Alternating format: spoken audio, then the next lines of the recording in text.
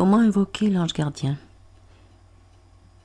Les anges gardiens, qu'on appelle les guides de lumière, sont des êtres spirituels, des forces divines, surnaturelles, qui existent aussi en nous dans le 6e corps, le corps du moi supérieur,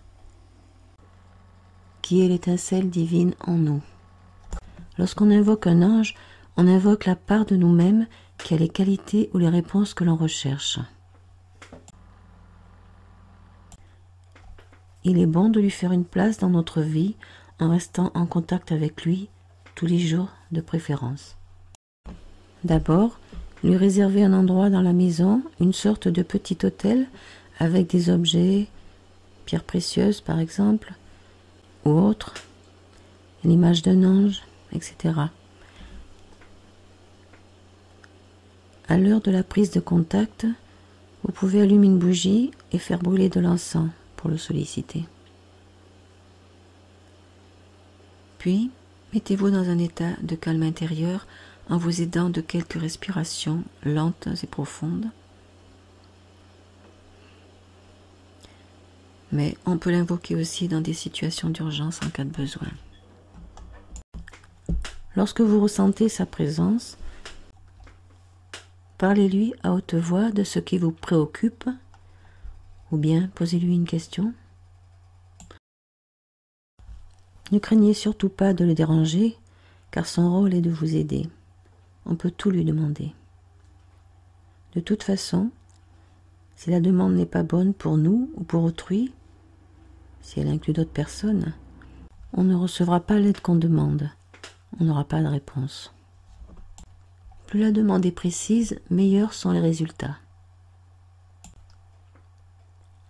La réponse parvient rarement dans l'immédiat.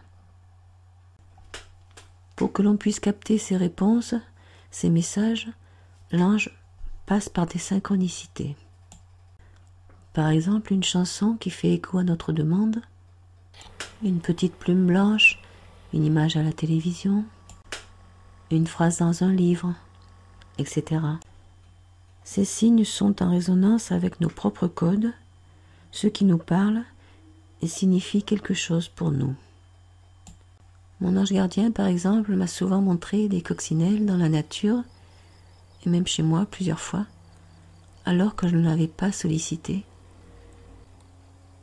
Mais c'était pour me montrer qu'il me soutenait, qu'il était là, dans les moments difficiles. On n'est pas obligé d'invoquer un ange en particulier, mais si on connaît le nom de son ange en lien avec notre date de naissance, c'est aussi bien de s'adresser à lui. C'est peut-être même mieux. On peut aussi invoquer l'ange du jour, ou encore celui qui régit un domaine en lien avec notre demande. Les 72 anges de la Kabbale sont chapeautés par 9 archanges qui veillent chacun sur 8 anges.